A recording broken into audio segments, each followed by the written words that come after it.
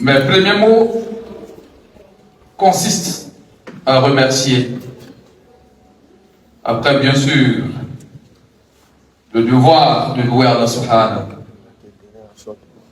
et de l'invoquer en faveur du messager de la miséricorde.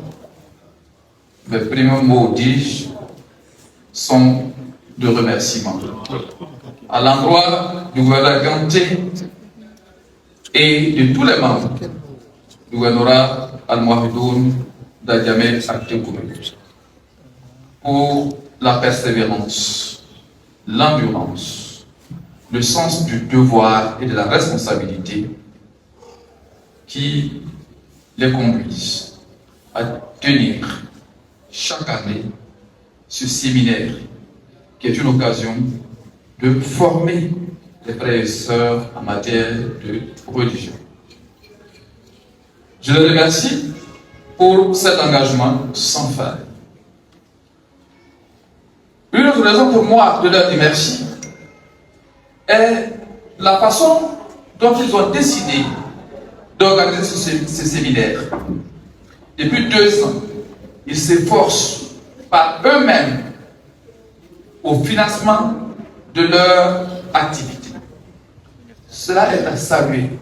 Ce n'est pas toujours qu'il faut tendre la main aux autres. Ils l'ont compris. Ils s'imposent une lourde contribution qu'Allah les aide à honorer. Ma troisième raison de les remercier, c'est pour avoir choisi notre mosquée, leur mosquée, votre mosquée, le domicile du mouvement Al-Mouahidoun. Ils ont été contraints par les circonstances. C'est ce qu'Allah a voulu. Mais ils auraient pu se tourner ailleurs. Ils ont décidé de venir à la maison. À ma qualité de premier responsable de cet édifice religieux, je leur dis infiniment merci. Merci d'avoir choisi ce cadre pour tenir le séminaire. Avant de poursuivre, permettez également que je dise merci à mes collaborateurs du Majlis Al-Hilal qui ont contribué de façon significative au financement de ce séminaire.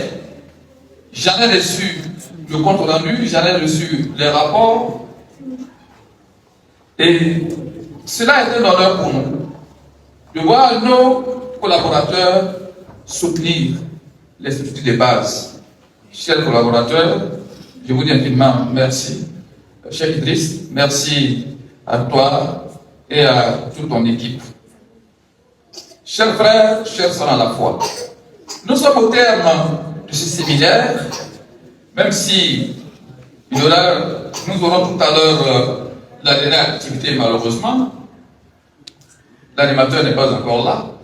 Mais chers frères, chères sœurs, nous sommes au terme d'un séminaire qui s'articule autour de l'éducation, entendu comme socle du développement personnel et du développement de la société. Il n'y a que l'homme qui doit être éduqué, comme le disait Emmanuel Kant, der Mensch ist das einzige Geschöpf, das erzogen werden muss. L'homme est le seul ou l'unique être qui doit être éduqué. Si nous devons être éduqués, c'est parce que nous sommes porteurs d'un projet divin. Nous devons assumer la lumière d'Allah sur terre.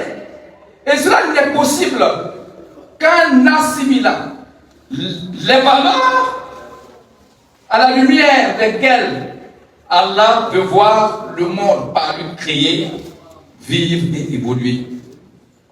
C'est pour cela qu'il faut voir dans cette tendance excessive à la sécularisation, à la laïcisation, un échec. Parce que comment peut-on organiser le monde créé par Dieu sans Dieu lui-même? non-sens, des non-sens. Pour ne pas poursuivre donc dans cette voie qui n'est pas nulle part, sinon à l'échec de l'humanité comme nous le constatons, nous avons décidé de faire le projet d'éducation de l'humanité sur la base des principes établis par Allah subhanahu wa ta'ala. Chers frères, chères sœurs, au terme de ce séminaire, il est important pour chacun de nous de faire le maximum d'efforts, non seulement dans l'éducation personnelle, la formation de son être, pour le conformer aux principes définis par Allah subhanahu wa ta'ala et son message sallallahu alayhi wa sallam, mais aussi dans l'éducation de sa famille, de sa communauté. Chacun, islamiquement parlant, est responsable de tous. Pour le sens du devoir d'ordonner le bien et d'interdire le mal. Chers frères, chères sœurs, chers séminaristes, je sais qu'il y a plus jeunes entre nous. Je voudrais vous convoquer, chers enfants, à vous attacher à la religion. Vous êtes venus, vous avez appris le Coran, vous avez appris la sunna du prophète Mohammed. Vous avez appris comment s'habiller, comment prier, comment jeûner. En partant d'ici, vous devez faire beaucoup plus d'efforts. Prier plus que par le passé. Vous habiller mieux que par le passé, conformément à la loi d'Allah subhanahu wa ta'ala. Vous éloignez de la drogue sous toutes ses formes, de la cigarette, de la fornication, de l'adultère, des jeux de hasard. Les jeux de hasard prennent de plus en plus d'importance parce que la pauvreté ne fait que croître. Et comme je l'ai dit, l'Afrique n'est pas pauvre, la Côte d'Ivoire n'est pas pauvre. Il y a juste une mauvaise répartition des richesses. Il n'y a qu'à observer. Le coût de la vie ne fait que croître. Bientôt, ou je ne sais pas si c'est fait déjà, on va augmenter le coût du kilowatt, le coût de l'électricité. Alors, ça ne fait que croître, ça ne diminue pas. Et comment les gens vont faire pour vivre? Restons fermes sur notre voie et cette difficulté nous interpelle à être de plus en plus solidaires entre nous. D'où je salue l'appel du cher Hussein Touaghar Abdourafi qui propose à ceux qui voudraient enseigner de venir le voir. Soyons solidaires en donnant des emplois. Soyons solidaires en nous soutenant mutuellement. Chers frères, chères sœurs, je voudrais terminer par ce qui a été l'objet de mon cours à Salafia.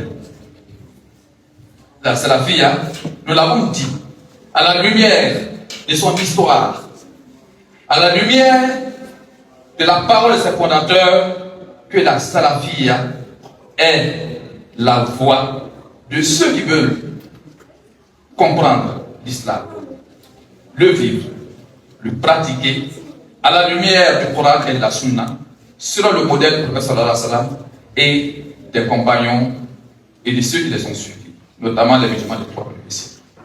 La Salafia n'est pas une secte, comme certaines personnes se réclamant de la Salafia tendent à le faire croire aujourd'hui.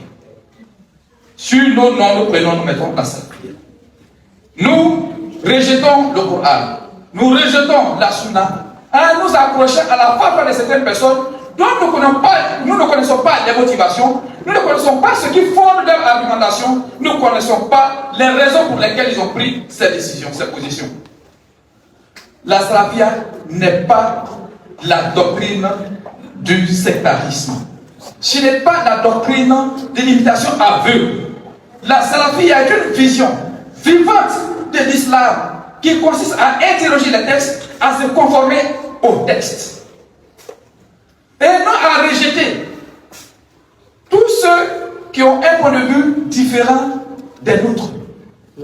Ou à nous sanctifier, à considérer comme impies tous ceux qui diffèrent de nous par leur façon de voir les choses.